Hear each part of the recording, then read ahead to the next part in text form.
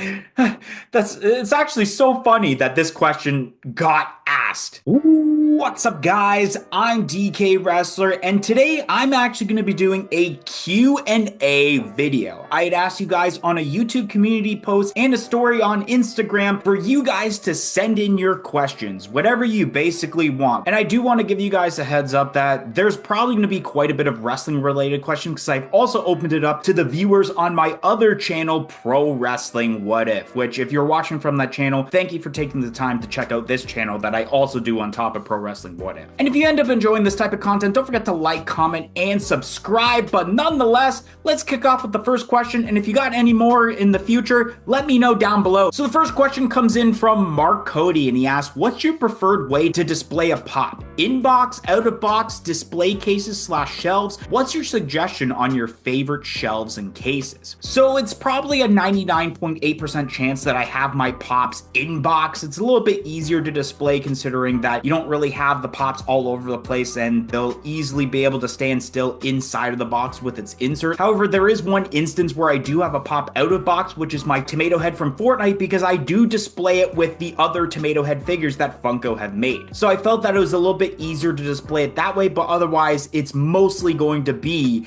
a in-box collection. And as terms to favorite shelves and cases, I feel a lot of people like the vaulted vinyl cases for the most part. For me, my shelving would be ideally somewhere like an IKEA where you can get it, but for me, I actually bought my shelves at like a thrift store for $12. 3 of them, which cost way less than what they cost at retail price at, like I said, an IKEA. Next question comes in from Aaron Chase, and he asks, what compelled you to start your What If channel? We all fantasy book and play scenarios in our heads. We all think of things we would rewrite to be better, but what specifically was the catalyst that got you to actually start creating content about your ideas? So the first part of my answer might actually upset the viewers of this channel specifically, because at one point I was really losing my passion of doing content on this channel. And one of the reasons that I wanted to start the Pro Wrestling What If channel was to regain my passion for creating content, which it honestly did. Now, don't get me wrong, I still like doing content on this channel specifically, but it's kind of hard when the certain topic that you do a channel on doesn't really grow that much and that it's a bit of a niche. And I think another reason why I started specifically the What If channels because of making myself different from all the other content creators. Because sure, there are content creators like Santi Zap and Conman and Wheezy Blonde, but if I had just done content that was exactly like theirs, I'd be lost in the shuffle. While with this What If channel, this is how I'm standing out. And I also do like to imagine that a lot of my points are very valid because of something that I am going to be discussing about later on that another person asked about.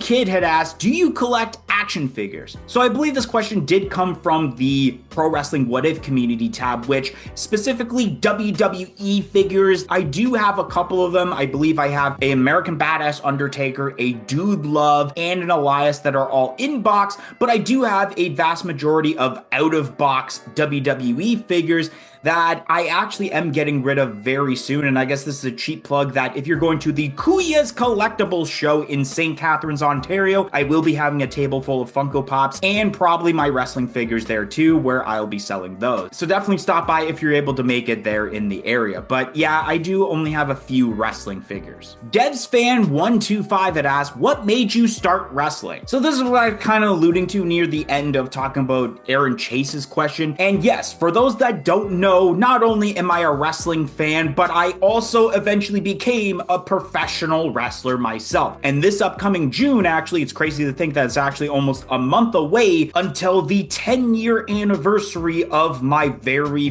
first match. So basically, to answer your question of what made me start wrestling is my love for being a fan as a wrestler that I just ended up being so obsessed that I wanted to become one. Jordan51_0 had asked, what do you want Funko to make next for The Simpsons? Now, normally this is an MD Shady type of question because he's usually a huge fan of The Simpsons compared to me, but if there's one character I could think of off the top of my head, it'd probably be Smithers. I think that'd be really awesome, especially because we already have multiple Mr. Burns, and Mr. Burns and Smithers goes hand in hand with each other. Tentrilicon LP had asked, what was the storyline that got you into wrestling? So the first night I ever watched professional wrestling was WrestleMania 18 live on pay-per-view, so there wasn't wasn't really a storyline that got me into wrestling because that was my first exposure. But if there was really a storyline that helped me continue watching wrestling, that was my obsession for American Badass Undertaker that I really gravitated towards. So I guess you can say the storyline with him and Ric Flair is what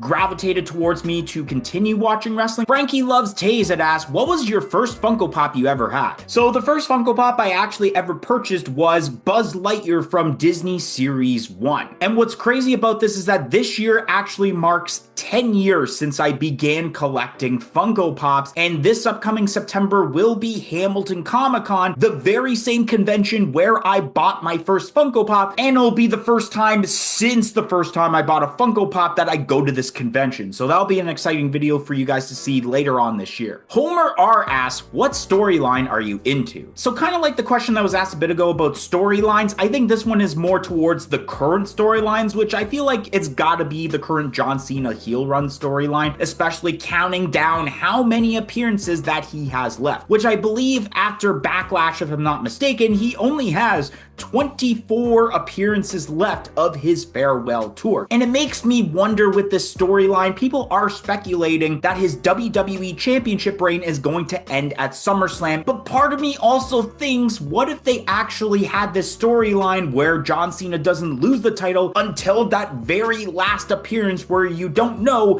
whether John Cena will ruin wrestling or not by ending the lineage that is the WWE Championship. Peter Storch had asked, what is your favorite Funko Pop album in your collection? So I actually only have 3 pop albums in my collection, that being Black Sabbath, the Linkin Park Hybrid Theory, and the Ozzy Osbourne Diary of a Madman. And I think out of all those 3, my favorite would have to be the Ozzy Osbourne Diary of a Madman. Dolly Bear asks, who is your favorite wrestler? So probably talking about currently, I would have to say Randy Orton. I've loved Randy Orton since basically as a kid. Today I wanted to give a shout out to Sentinel 107. And the reason I'm giving them a shout out is because they signed up for our YouTube channel membership, which only cost $1.99 a month. Which not only do you get a shout out on every single video, but you also get a bunch of other perks like using custom emojis in the comments, and more importantly, early access to every videos and shorts that we do on this channel. So definitely consider joining our YouTube channel membership. It'll be greatly appreciated and will help out this channel tremendously, especially because of how expensive these videos can be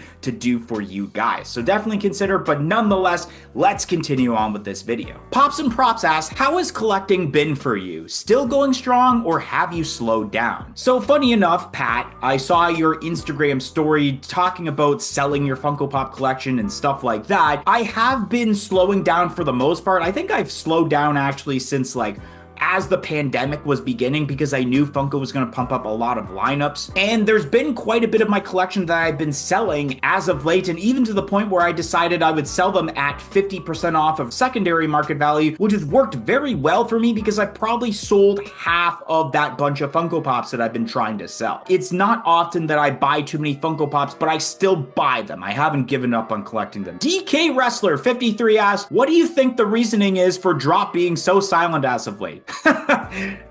It's actually so funny that this question got asked. And in case you're wondering, yeah, that's my personal Instagram account. And I remember sending this question in on Sunday when it was May the 4th, and I was in the middle of watching Revenge of the Sith at like 3 in the morning. So I was probably so tired that I didn't even realize that I was sending it to one of my own Instagram pages. But yes, a lot of people have been worried about the whole 30 plus days that Droppp has been silent on not announcing any new Funko NFT drops. And it just so happens that literally the following day, Droppp had announced the Dungeons and Dragons Series 2 NFT set. And this isn't really new to me because Droppp have done breaks here and there, and especially having done 3 NFT drops in a row with Avatar Series 2, Teen Titans Series 2, and April Fool's Series 3 back to back to back weeks, that of course you're going to have a huge break. A lot of people were also talking about the fact that maybe the tariffs have to do something with the way that the break was to figure out what the pricing would be going forward. Do you have this weird feeling that because the tariffs are in place between China and the US, that perhaps the United States will no longer get free shipping when it comes to shipping out their pops just to cover for the cost